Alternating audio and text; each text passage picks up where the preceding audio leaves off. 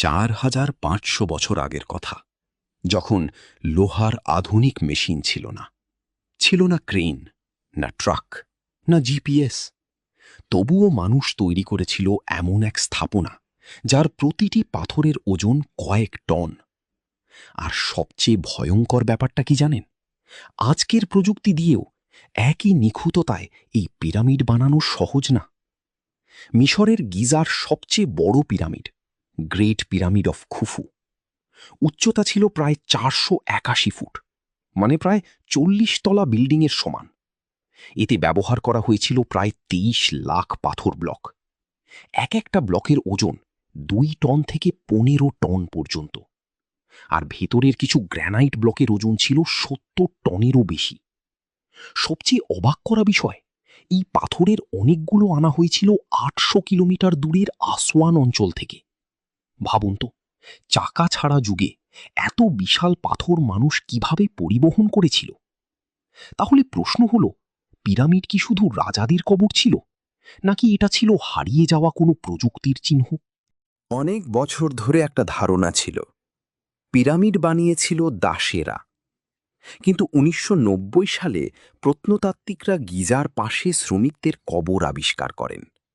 সেখানে পাওয়া যায় রুটি, মাছ, চিকিৎসার প্রমাণ, এমনকি সম্মানের সাথে দাফনের চিহ্ন। এর মানে এরা দাস ছিল না, বরং দক্ষ শ্রমিক, ইঞ্জিনিয়ার, কারিগর, যারা রাষ্ট্রীয় প্রকল্পে কাজ করছিল। বর্তমান গবেষণা অনুযায়ী হাজার হাজার শ্রমিক র্যাম্প ব্যবহার করে ধীরে ধীরে পাথর ওপরে তুলেছিল। কাজটা অসম্ভব ছিল না, কিন্তু ছিল অবিশ্বাস্য কঠিন। পিরামিডের ভেতরে এমন কিছু বৈশিষ্ট্য আছে যা আজও বিজ্ঞানীদের ভাবায়। গ্রেট পিরামিড প্রায় নিখুঁতভাবে উত্তর দক্ষিণের সাথে অ্যালাইন করা।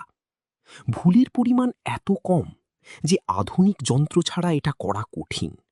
কিছু গবেষক মনে করেন পিরামিডের অবস্থান ওরায়ান নক্ষত্রমণ্ডলের সাথে সম্পর্কিত। যদিও এ নিয়ে বিতর্ক আছে, তবুও প্রাচীন মিশরীয়দের জ্যোতির্বিজ্ঞানের জ্ঞান ছিল অসাধারণ।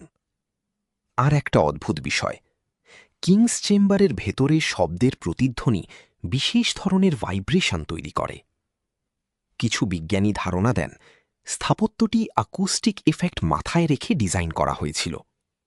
যদিও পিরামিডে রহস্যময় শক্তি আছে, এমন দাবির পক্ষে বৈজ্ঞানিক প্রমাণ নেই। ইন্টারনেটে সবচেয়ে জনপ্রিয় থিওরি হল এলিয়েনরা নাকি পিরামিড বানিয়েছে, কারণ মানুষের পক্ষে নাকি এত নিখুঁত নির্মাণ সম্ভব না। কিন্তু বাস্তবতা হল এমন কোনো বৈজ্ঞানিক প্রমাণ কখনো পাওয়া যায়নি।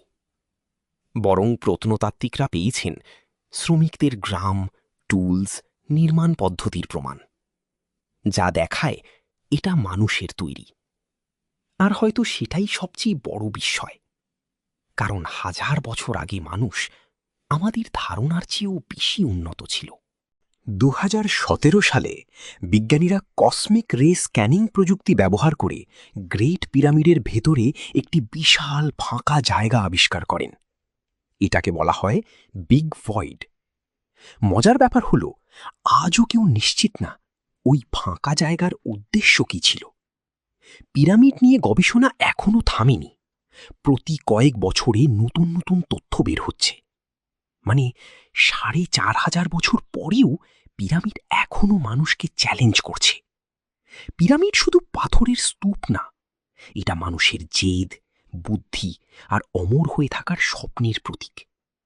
যে সভ্যতা মরুভূমির মাঝে হাজার বছর টিকে থাকা স্থাপনা বানাতে পারে, তারা কি সত্যি প্রাচীন ছিল, নাকি আমরা এখনো তাদের পুরোপুরি বুঝতেই পারিনি? হয়তো পিরামিডের সবচেয়ে বড় রহস্য পিরামিড না, বরং মানুষ নিজেই।